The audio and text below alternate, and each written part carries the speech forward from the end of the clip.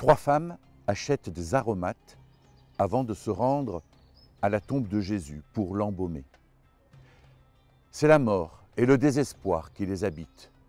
Et pour honorer leur mort, elles viennent donner les derniers soins que l'on peut offrir à un être qui a vécu et qui a été aimé.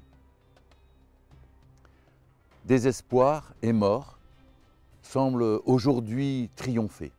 Dès que l'on ouvre la radio, des nouvelles accablantes nous rejoignent et il est difficile de s'en affranchir. De plus en plus de personnes décident de ne plus écouter les informations, choix nécessaire pour ne pas sombrer dans la dépression.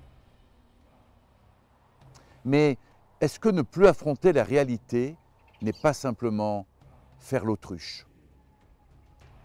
Affronter ce qui est difficile, affronter la mort, c'est ce que font ces trois femmes au petit matin du premier jour de la semaine. Elles ne sont pas comme les hommes qui suivaient Jésus et qui, dans ce récit, sont complètement absents, perdus, apeurés. Il est difficile de voir autre chose que la mort et la désolation autour de nous et sur toute la terre. Et c'est avec nos solutions humaines que nous fuyons ou allons au-devant de ces misères. Les hommes et les femmes crient de colère, de désespoir, d'injustice, et chacun se sent unique et le plus malheureux, qu'il souffre d'une dictature, d'une guerre, d'un deuil injuste, d'une maladie, d'un vol de quelques euros. Certains crient très fort, d'autres n'ont plus la force d'élever la voix. Nous sommes perdus et facilement découragés face à toutes ces morts qui viennent à nos yeux dès que l'on regarde un peu le monde et ses désolations. Qui roulera pour nous la pierre de l'entrée du tombeau? Qui sera celui qui va nous aider à faire notre devoir face au désespoir? Car c'est toujours et encore avec nos limites bien humaines que nous agissons, espérons trouver un sauveur qui pourra débarrasser le monde de ses souffrances et ses égoïsmes. Mais la pierre, très grande, a été roulée. Le corps de Jésus n'est plus là.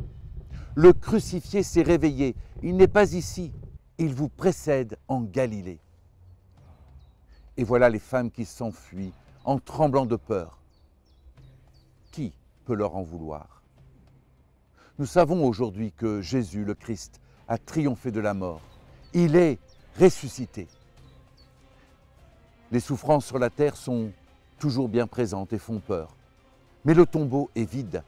La mort n'a pas le dernier mot. Dans cette absence se trouve la vie, se trouve la force qui nous met en marche pour aller vers ceux que nous rencontrons, leur témoigner de notre foi. Chrétiens, ne vous taisez pas. L'humanité inventait des dieux qui dévoraient leurs fils, des dieux adultères, des divinités mauvaises. Et puis elle a conçu l'idée du sacrifice de l'amour. Un Dieu fait homme, acceptant de se laisser mourir pour l'amour de l'humanité, écrivait Umberto Eco. Le dimanche de Pâques, des chrétiens sur tous les continents, persécutés, en guerre, affamés, en paix, malades, vont fêter Pâques. Ma prière rejoindra la leur.